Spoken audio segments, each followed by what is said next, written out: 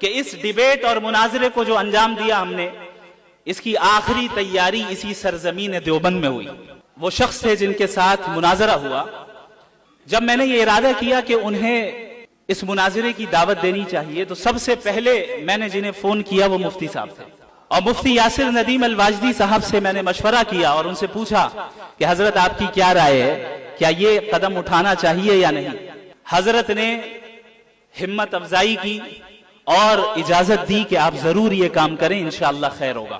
اور اس وقت سے لے کر ابھی تک مسلسل حضرت نے میرا تعاون کیا اور میری مدد کی۔ جو فکر میں ندوۃ العلماء سے لے کر آیا تھا کہ مغربی تہذیب کے خلاف کام کرنا ہے، اور حضرت مولانا ابو الحسن علی ندوی رحمہ اللہ کی تحریروں سے جو فکر مجھے حاصل ہوئی، کیونکہ آپ سب کو معلوم ہونا چاہیے کہ حضرت مولانا علی میاں ندوی رحمہ اللہ اکثر مغربی تہذیب کے خلاف لکھتے تھے۔ کچھ دنوں سے میں یہ سوچ رہا تھا کہ آخر کیا وجہ ہے کہ ان صاحب کے ساتھ مناظرہ کرنے کے لیے اللہ نے میرا انتخاب کیا۔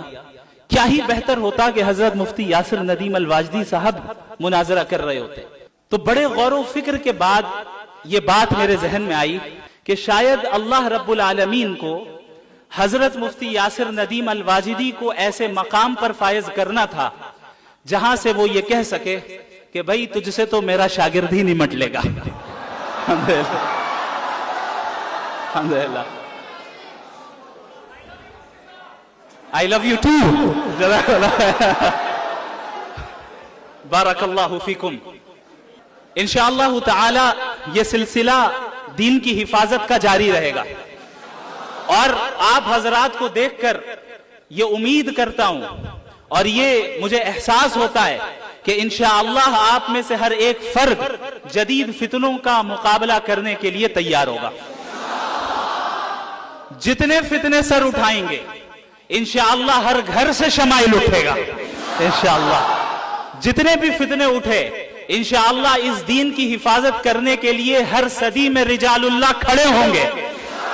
جس طرح ہر زمانے میں ایسے رجال اللہ کو اللہ نے پیدا کیا کہ وہ اپنے زمانے کے فتنوں کو انہوں نے کچل کر رکھ دیا اور ان زنجیروں کو توڑ کر رکھ دیا، اس زمانے میں اللہ رب العالمین نے مغربی تہذیب کے فتنے کے مقابلے کے لیے جس جماعت کا انتخاب کیا ہے، اس کی ابتدا کے لیے اللہ رب العالمین نے حضرت والا کا انتخاب فرمایا ہے۔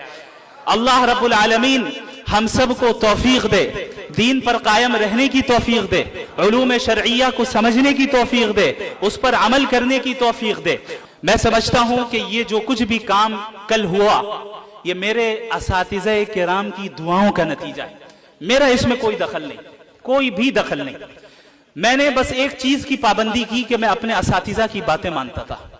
اگر وہ کہتے تھے کہ باہر نہ جاؤ تو میں نہیں جاتا تھا، اگر وہ کہتے تھے کہ اس وقت پڑھو تو میں پڑھتا تھا۔ میں نے اتنا ہی کیا ہے۔